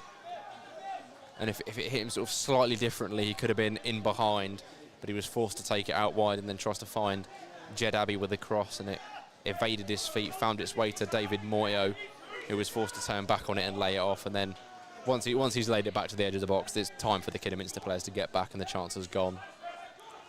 Yeah, it was a good move, good play from Billy to kind of put the ball across on the floor. Bodies in there as well, attacking it. And that's more of what we need, to kind of breaks between this kind of pressure we're under and having the ball and just having a little bit of something that is threatening. Dibble is still yet to be tested. Obviously, Willis has been called to save the day 2 times already. And I think we've seen a lot more from George Willis in terms of goalkeeping action than we have in the Kidderminster home end, yeah, change. From Dibble's perspective. But yeah, we are seeing Kidderminster player getting his shirt on, so we will expect a change from them. Their first of the afternoon. Newell looks to clip it into the corner. Fewster's going to chase, and he does well to keep it in, but Brooks does well to come away with it. Good battling from Billy, though. We are seeing the number 20, Harry Ibbotson, get his kit ready, assumedly to be introduced sooner rather than later for the home side. Yeah, he looks like a big unit, Ibbotson. Looks like he's got a header in his locker. And we'll see whether they'll be playing Alfreton at their own game.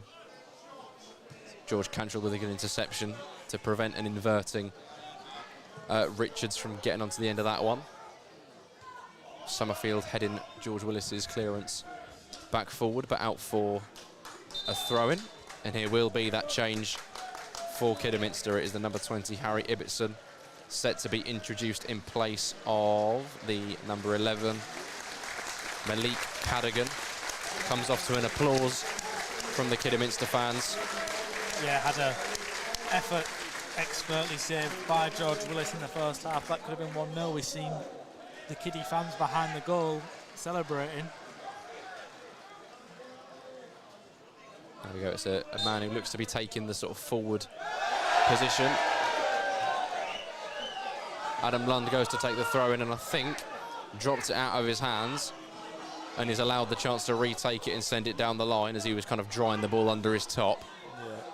I think they were campaigning for a foul throw or something. But there we go. Alfreton now with another throw slightly further up the pitch. This time Adam Lund draws the ball with the back of his shirt to avoid any chance of that happening again.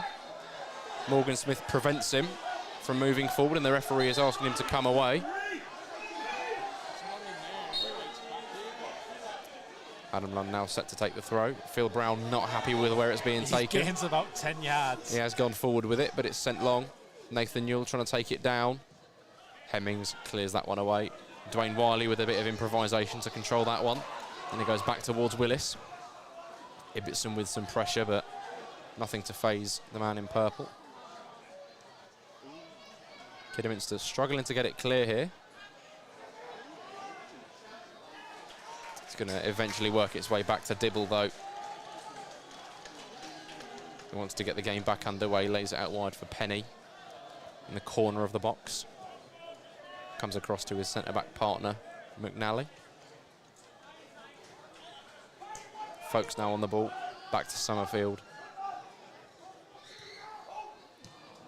Adam Lund intercepts, but it's a trampoline touch, and he goes straight back to Brown for Kidderminster. Here's Kouyan out. Ibbotson wanted that one through. I think Newell was playing him on side, but it goes out wide to Hemmings, who miscontrols it as he tries to keep it close to his feet. And it will go out for an Alfreton throw. Nathan Newell is probably going to leave this one. He is, for Adam Lund.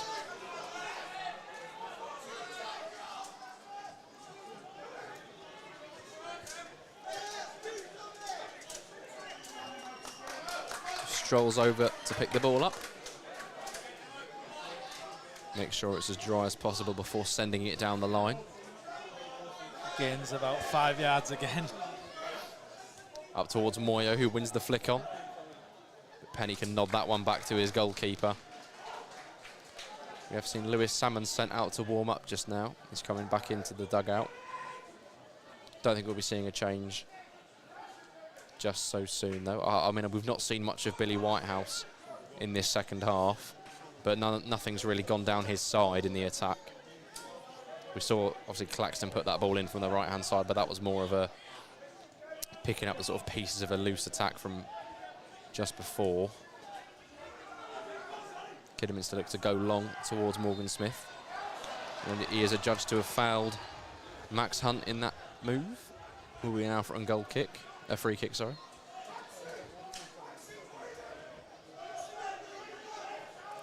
Is the ball boy an Alfreton man? He just booted the ball miles away from Willis. Oh no, I thought it was in his way. I thought he'd give it straight to him, you know, a bit of speed up. George Willis sets the ball down to take this free kick just outside his own area. And he sends it long on the left-hand side towards Moyo, but Hemmings retreats well to win the header. It's now Dibble with the ball in his hands, who lays it off for Penny. It's a very poor pass, though. He's caught that one horribly as he's looked to sort of clip it out to his centre-back partner, McNally, and it's gone all the way out for an Alfreton throw. So a chance for Adam Lund to send it into the box. Yeah, a chance to get bodies in there, put some pressure on the hosts. Hunt, Wiley, Moyo, Abbey in there. The usual suspects. Although he goes short towards Moyo and lays it off for a 1-2, but the referee wants him to retake it. Tells him that he is too far forward. Interesting, left this time actually looks like he's not really. But he sends it in the box towards Moyo. It's flicked on by a Kidderminster man, and Dibble makes the simple claim. Sends it long on his left foot. Up towards Kuya. Cantrell wins it. Claxton sends it away. Whitehouse knocks it down. Lundy a bit too calm with the man on his back. Wins the free kick against Ibbotson. Good play from Adam Lund. Initially, it looked like he might have waited too long on the ball, but he was pressured by two players and eventually draws the foul, wins the free kick. Chance for Alfreton to quickly reset. Clacky's going to leave this one for Willis.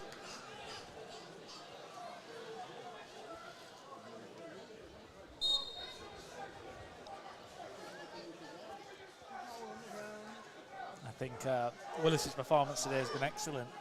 I'd agree. He's kept hold of everything, two massive saves. He's clearly heard me dropping a bit of trivia about him and taking it to heart. About his low FIFA rating his back in the FIFA day. Rating, the lowest card on FIFA back in the day. He's gone, hang on a minute, I'm not having that. And he's had an absolute blinder today. There we go. I think regardless of the result now, he will almost certainly end up as man of the match, or he will at least one of the candidates. He will be in the vote. Yeah. Billy Whitehouse first we've seen of him really in the second half, playing some football with Jed Abbey on the right hand side, the latter which eventually sends a cross, and he's won it back. It's there, it's Fewster, and it's flash across the face to goal, and it is poked just wide. A stretch Billy Fewster couldn't quite guide the ball into the back of the net. I think it's a case of a bit of play on the right hand side, the cross sent in, and it's fell to the feet of the number 8 Luke Summerfield for Kidderminster, who's just sort of dallied on the ball a little bit before getting it clear, and Abbey won it back off him, sent it back across the box, and Billy Fewster just about evades him as he tries to stretch and reach it with a leg. Yeah, I think what we spoke about in the first half about the cracks will show if we frustrate Kidderminster, and I think we are getting to that stage now. Absolutely. That was a good chance. I mean, and I knew the cracks would always show. I mean, you see the captain, Morgan Smith, getting frustrated over and over and over again, constantly complaining. The manager constantly complaining, and they're your leaders. They're the people the players are looking to, and if they're moaning and they're getting frustrated, then the team is going to follow suit. I think so, yeah. I mean, we saw a flash of it for the first time in the second half with Penny trying to knock it across to his teammate, and he's spooned it out for a throw, and then immediately after that, pretty much, Summerfield gives it away in a horrendous area. Billy Fewster unlucky to not get enough on it to put it in the back of the net. But yeah, a big chance for Alfreton, probably the biggest chance of the game. Yeah, he did everything he could. It flashed across goal, used to stretch, sliding, just looking to poke it in. Can't guide it into the net, but it's there, and this is what I mean. It is there. We are not weathering the storm anymore. We are showing a bit of something. Here we go. Here's Billy Fuster. Tries to beat his man, but Folkes comes away with it. Phil Brown not happy with the direction his players have headed in there. Folkes now on the ball. Goes out wide to Kuyar, up against Claxton, who is on a yellow. Gets the cross into the box, but Willis comes across. Well claimed, yep. Makes the save. I was going to say Claxton possibly reluctant to dive in, given the fact that he is on a booking, but he showed him to the byline, and the cross not good enough to get past George Willis. Kidderminster will be making their second change of the afternoon. By the looks of it, David Davis is ready to come on with his bib off. We've also seen Jake Day and Lewis Salmon, and I think... Oh, that's great play with Abby and Moyo, but it just doesn't quite fall. Just got away from Moyo. We've seen Salmon, Day and Anson sent out to warm up for Oftham. Alfreton's second to that ball. Hemmings has it now on the right-hand side. He's challenged by Nathan Yule, but Hemmings does really well to get past him, but Nathan Yule comes back at him. Hemmings does well once again, though. And here is Kuya looking to bend it in. Takes a nick. Dwayne Wiley with the block on that shot, out for a corner.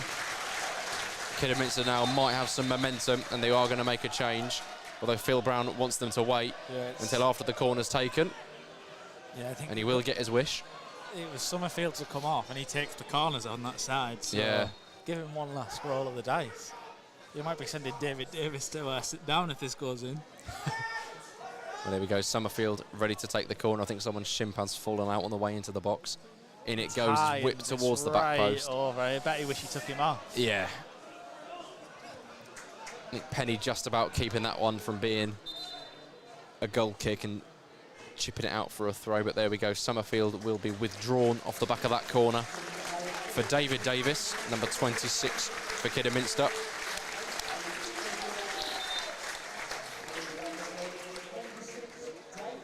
And is that a spare shin pad for somebody? Maybe, or it might be one of them. Energy. Oh, no, yeah. Energy. I was going to say, because we saw, I think that could be a shin pad on the pitch there, but it looks to have been left. Sort of little blue speck outside the box. Blue. On the dark green patch strip of grass. And yeah, I thought I was going to say. I see what you're saying. Yeah, I was going to say, I thought he'd been chucked a spare, and I was going to say, surely you've not got spare shin pads at this level. But there you go. Willis sends the goal kick long. Flicked on well by Whitehouse. Moyo was there, but sent back by Hunt and Jed, making it difficult for them. I mean, I'm really liking this link of Jed and David. They are making it difficult, and when one makes it difficult, the other one is free to get a bit of joy. I was going to say, it's been a very, whether it was a tactical switch or an enforced one from Billy Heath, the change has worked wonders so far from an Alfreton perspective. They look a lot more comfortable in possession, and obviously Jed Abbey providing that sort of bit of chaos for the defence to deal with. And Alfreton do have themselves a throw on the right-hand side, goes short. Adam Lund receives it back and looks to clip it in. Headed away, only as far as Billy Fuster on the edge. Just tries to knock it back into the sort of corridor of uncertainty. Moyo on the ball, it's cleared away. Adam Lund's telling Claxton, that one's yours. He sends it high, back up in towards the area. Wiley challenging his man. Moyo as well now. Yeah, and the referee gives a free kick. Yeah, Moyo just holding the shirt. I mean, he's got away with it a couple of times, but Jed's going to find his way into the book, I assume, for his reaction. Yeah, I'd imagine so. Jed. They're just asking me who was going in the book, I think Jed there. Just his reaction. Still got Jake Day and Lewis Salmon out to warm up. Maybe we'll see one of those introduced. Very, very long legs, does Jed. I think it's also the fact he wears his socks so low and his shorts so high. Yeah. They kind of give you that illusion that his legs are longer than they are, but whatever suits him. I mean, he's the top scorer, so. Yeah, where's his shin pads? Does he have any? Not letting him play without. I think he might have some of the modern ones that are sort of like your custard cream sort of size. He's tucked them in. There you go, Kidderminster coming forward once more. Robertson. Substitute getting on it. Hemmings now. Goes up to Davis and Brown. Goes out wide towards Kuya, tries to lay it back to Davis, and he does. Whitehouse, though, with a good challenge and wins it back for Alfreton and sends it long towards Moyo, who is going to get there. Flicked on by Penny, and Moyo comes inside, looks to poke it through for Jed. It's not going to fall. Fultz clears high and long, and this is the frustration there. We were waiting to see it. Dwayne Wiley miscues that header slightly and concedes a throw-in. But yeah, I think you're spot on in the fact that we've been waiting to see this kind of frustration build and some mistakes coming from the back line for Kidderminster, and in possession they're looking a little bit more sort of all over the place. And we are going to see the captain, Amari Morgan-Smith, withdrawn for the number 23, Tope Abadei, and I think he's given the armband to the number 10, Ashley Hemmings. Yeah, I think Ashley Hemmings has been the brightest spark for Kidderminster this afternoon. He's really caused problems, and he's clearly got a level of quality to be one of the better players in the division. So I'm no surprise that he's given taking the armband. Yeah. Ibbotson coming short to provide an option for folks on this throw. Goes inside towards Hemmings, though. I mean, it's attacking changes all over. We're now playing with two up front by the looks of it. Yeah, Obadei up alongside Ibbotson with the two Moyo's substitutes. going to get a chance to run.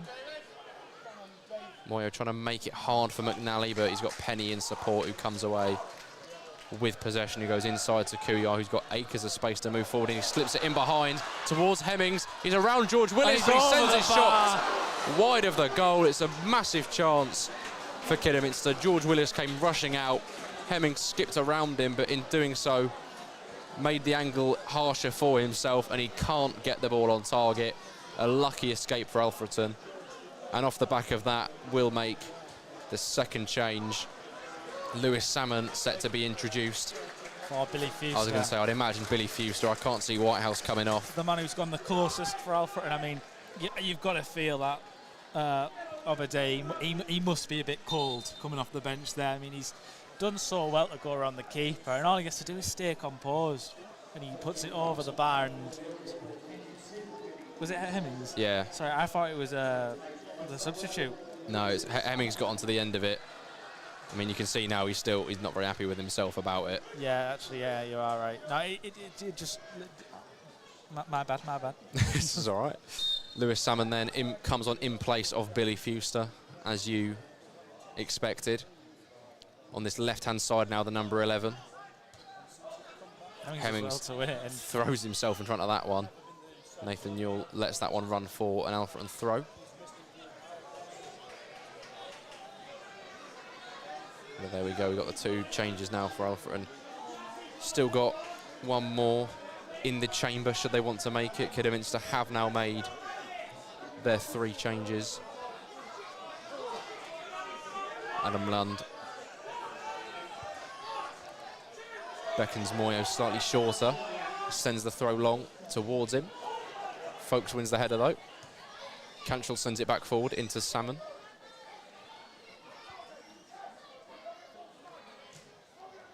Cantrell again, good challenge. Lewis Salmon now picks it up on the left-hand side, skips round his man. Oh, but he's just about. Ball evades him. Folkes does enough to see it out for a goal kick, which Dibble's going to wait to take because Penny fancies some of his water. Thirsty.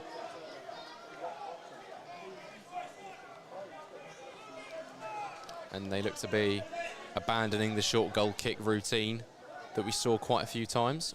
And he sends it long. Up towards Obadei. Wiley wins the header. Whitehouse brings it down in the middle and pokes it through towards Lewis Salmon, who could be in here. Fresh legs. The substitute Tries to knock it across the face of goal. It's an own goal! In the back of the net. Alfreton Town take the lead. Lewis Salmon stabs it across the face of goal on his right foot. See Billy Heath's celebration. Billy Heath loves it. It was the number 2, Alex Penny, who was trying to throw himself in front of it and divert the cross. But in doing so, he's diverted it into his own net, beyond his goalkeeper. Alfreton Town have the lead. And there we go. Billy Heath absolutely loved that one. That celebration, he'd give it a bit of one of these, and then he tensed it. Absolutely brilliant. The stand. Alfreton Town take the lead here at Agborough. And it's one that they've worked hard for. On the balance of play, you'd probably say that Kidderminster have been the better side. But as you've mentioned a few times, it's that frustration that Alfreton have managed to build through standing firm at the back, being hard to get past. And we've seen it boil over, I think. Penny, maybe if he'd have thought about that one, might not have tried to divert it, but he tried to just get something on it, and Jed in doing was so... in there, wasn't he? Jed was there. He was ready to kind of tap it in, but he had a man on him, and Penny's just looked to try to get rid, and he's as the goalkeeper was coming to collect, he's just kind of touched it himself. The keeper's got to command that. I don't know if he's put a name on it, because the defender should leave it if he has. True. We don't know, but ultimately... It's a great ball in, though, by Lewis Salmon. Outside of the foot, it's right into the danger area. It's teasing, it's in between kind of, does the goalkeeper come, does he stay, does the defender take charge? It's caused that confusion, and the ball's ended up in the back of the net.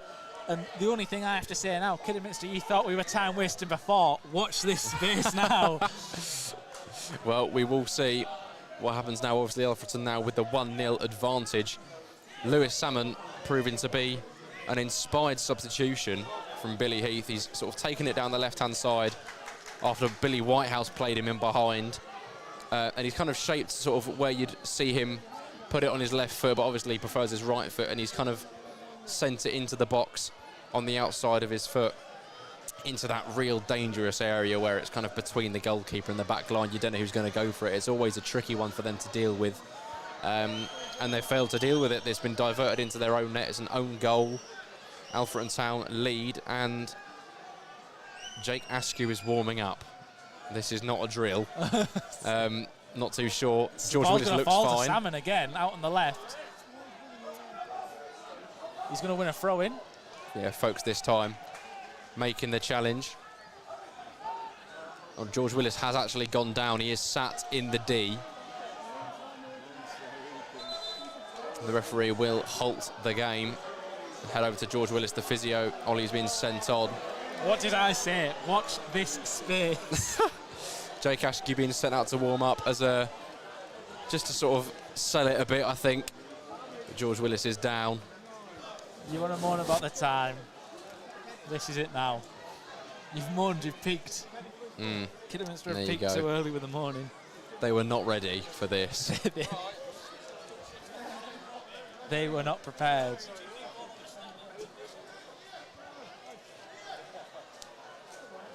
There you go, chance for Alfreton Town to regroup. Billy Heath to get some orders across, and the rest of the coaching staff. All the boys. Yeah, we've seen a few. We've seen the captain Wiley, Newell, Whitehouse, Claxton, Cantrell all coming over. Have some water, get some gels in. I think one thing they've got to be mindful of, Clacky is on a yellow. He's got to be... Yeah, so... The pressure's going to come.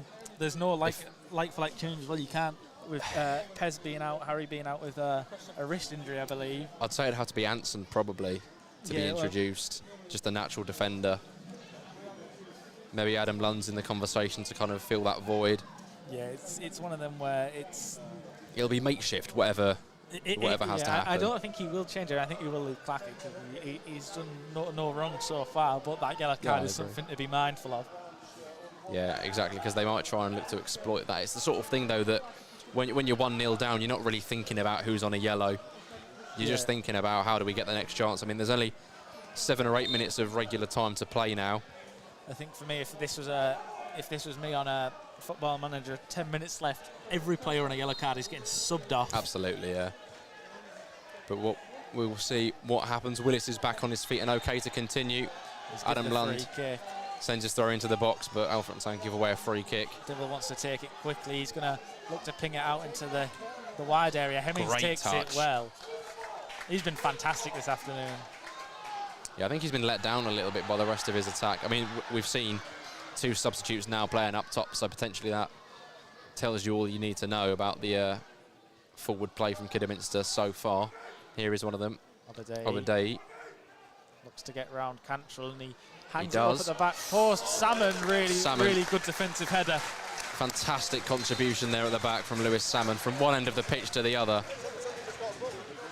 I think George Cantrell being booked for the after challenge.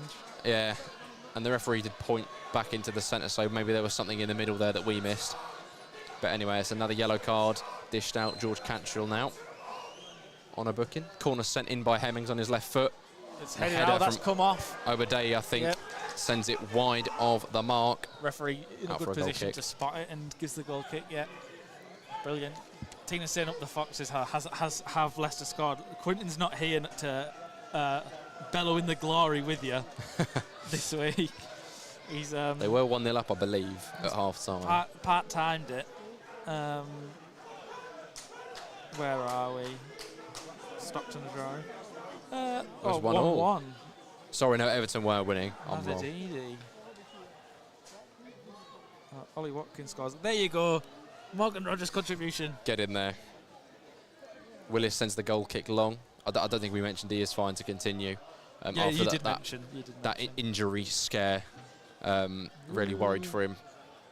Jake Askey was warming up, ready to go, but he will sit back in the dugout for eternity, probably, until the Senior Cup rolls round at least. Clacky gonna send a throw down the line. Yeah.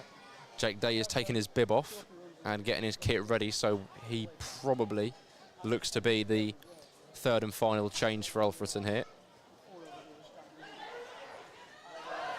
Nathan Newell goes in there. Hemmings, Alfreton want a foul for that challenge, but play will continue. Obadei up against Wiley. Salmon now in support defensively. He goes back across to Brown. Looks to shoot on his left foot. Willis gets down quickly and makes a save. Clutches it to his chest. It's a huge waste to shoot from that kind of distance. Yeah, especially now you're chasing the game. You're a goal down, 5 minutes to play. But then again, it's the frustration setting in that you've mentioned so many times, and I think you're spot on. Kidderminster now resorting to shots from outside the area because they just cannot seem to break down this Alfreton side. Lewis Salmon tries to win the header there, but concedes a throw-in. Kidderminster will have it just in their own corner, and it is taken quickly by folks. Billy is absolutely campaigning for every throw-in. Theatrics on the line. And there we go, McNally sends it long down this right-hand side. Dwayne Wiley does well to chest that and keep it in and clear it away. McNally sends it straight back at the Ofton back line, though. Clacky heads it back. Excellent. Joshua Claxton, that is brilliant. And George Willis will, once again, wait as long as he has to before Harry Ibbotson provides some pressure. Yeah, minutes left before they added on. I think we'll have 4 or 5 added on at the very least. Yeah, I think Willis going down will have probably added a couple of minutes to that. You go, Hemmings not able to intercept that when the throw goes out. Day's going to come on. Jake Day set to be introduced. I think we'll see David come off. Yeah, I think he's putting a good shift up top, David Moyo. A lot of hold-up play. Yeah. Yeah, David Moyo comes off in place of a number 9, Jake Day. Yeah, it's just fresh legs to chase and a fresh body to battle with the defence up there. And I think that's crucial, especially now with a few minutes to play. Yeah, those balls. You're going to want to be pinning it into somebody who's ready to go. Yeah, somebody who's not gassed. He just needs to pin his defender, doesn't he? Yeah. Just back up, arms out, and just be a problem. And he's got the energy to do it. Oh, great tackle from Billy Whitehouse. Now Alfreton have a chance to counter-attack. Jake Day is there on the right-hand side, but he leaves it. He's going to go towards the corner. Billy Whitehouse sending himself towards the corner, which he will look to hold it up in. Tries to win the corner, though, off the... Trying to play a back heel off the Kidderminster man. Billy Heath not happy with that one at all. Cantrell does well to block. Recovers and intercepts, sends it out for a throw. Stewart was right on the way in. Attendance of 2,300 in here today. It's almost as if he has a bit of prior insight. Hemmings there turning on it in the midfield, dropping deep to try and receive it and make something happen. Brown goes out wide towards Richards. The day back to Richards. Hemmings now. Here's McNally in an advanced position. Goes out to Folkes, keeps himself onside, tries to clip it in. Headed away by Lund. Jake Day, the only one out there to press him. Penny wasn't sure where to go for a second there, it looked like, but Hemmings dropping in again to receive the ball and drive forward. Is Brown on the left. Davis. Yeah, the centre half is kind of travelling forward, which is bringing Jake Day back. Sent in towards Ibbotson, but headed away. Kuyart recycles it, lays it out wide. Richards on the ball now, goes to Davis. Folkes on the right-hand side, looks to cross it into the box. Headed away. Another corner. Max Hunt gets it clear, and I think they're just queuing up now on the edge of the box. Kidderminster really penning Alfreton back. I mean, it's every man inside the area defensively. From this corner as well, we're seeing every single blue and grey shirt inside the area. Billy sending Lewis to get ready for any sort of counter-attack. He's probably the quickest player. Corner sent for in. Alfreton. Max Hunt heads it away. Billy Whitehouse looking to keep it in, and he does so to send it down the line. Boots it all the way up. It's going to waste a few more seconds. Dibble's going to get it. Here's McNally now trying to send it forward, but it's a wasteful one. All the way out for a goal kick, which Willis will absolutely love. We're getting a couple of Kiddie fans leaving the ground over, I can see on that far side. First one to leave in front of us as well. Added time will now be indicated. 5 minutes. We can't see. Is it 5? The look on Billy Heath's face. Was it 5? Yeah, he's looked at the board and he's gone. Well, there we go. 5 minutes of added time to play. 5 minutes for Alfreton Town to cling on to this lead that they've worked so hard for, to initially earn and now protect. Willis sends his goal kick long. Headed forward by Folkes. Headed back by Wiley. Forward again by McNally. Claxton tries to get it clear. Nathan Newell's going to have a job on to keep it in, which he does. He does well, and it's Lewis Salmon. Lewis Salmon's going to use his body and does ever so well. Lewis Salmon surely wins a free kick with the referee. The judges that no foul is done there. I think Folkes was not playing the ball. He's kind of got both his arms around Lewis Salmon. He's pushed him to the ground. He's grabbed him with two hands and he's thrown him to the ground. It's run out for a goal kick. I think if you're the defensive team there, you win that free kick. It's just one of those things. Dibble to send the goal kick long, though. 1 minute of the added time has now been played. Max Hunt sends it forward.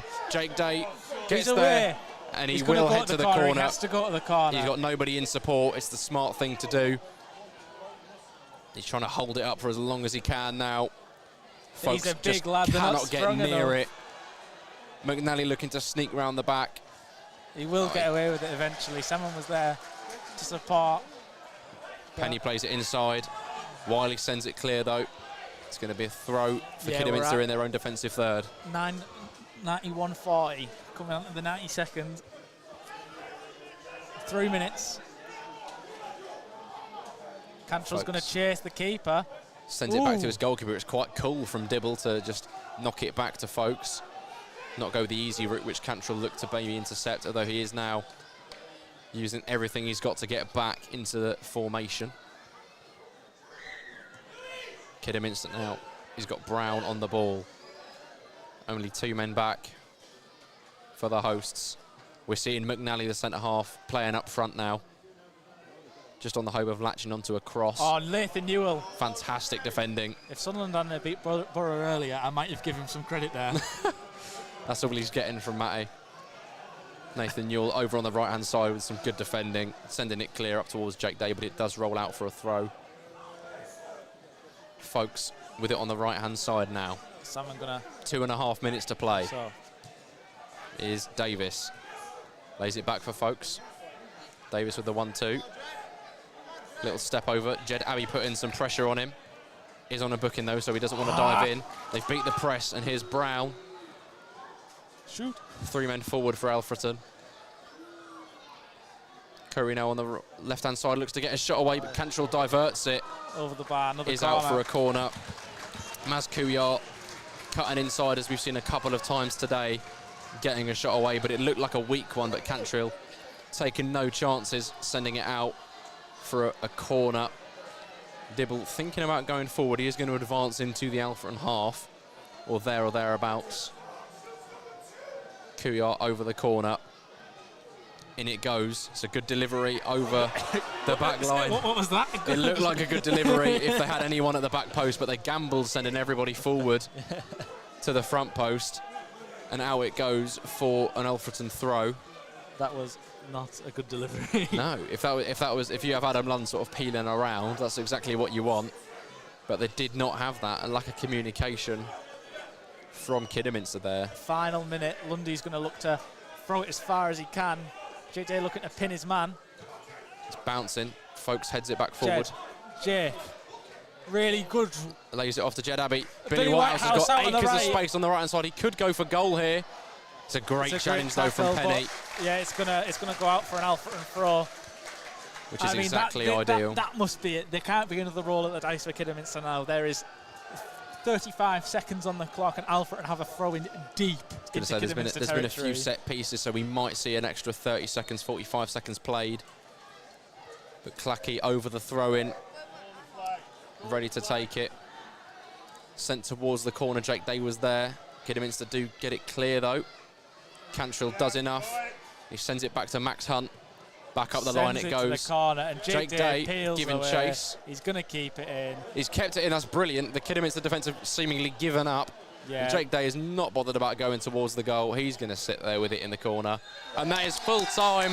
Alfreton Town earn a 1-0 win on the road. After 4 draws on the bounce, 3 points are coming back to North Derbyshire. 10 games undefeated. There we go. 0 games without a win. There we go. The streak is now on. It's a fantastic performance away from home from Billy Heath's side. Obviously, in the first half, Kidderminster looked to be the better team. Alfreton there looking to frustrate them and take their time with it. And ultimately, it's paid off. The substitution, Lewis Salmon, coming onto the pitch, earning the goal, really. Obviously, it was an own goal. But him latching onto that long ball, put it into putting the ball right area, across. players in the box, food for thought. And it ends up in the back of the net. And yeah, it's what we spoke about all game, frustrating the opposition and waiting for those opportunities to drop. And sometimes, like Spalding, the ball never drops, but today the ball has dropped. And we will be taking all 3 points back with us. And there we go. Well, thank you very much, everybody, for tuning in today to the watch along. Alfreton Town come away with 3 points, a 1-0 victory on the road. And we will see you next Saturday in Biggleswade for the FA Cup third qualifying round. Thank you, everyone, for watching. Get in, you Reds.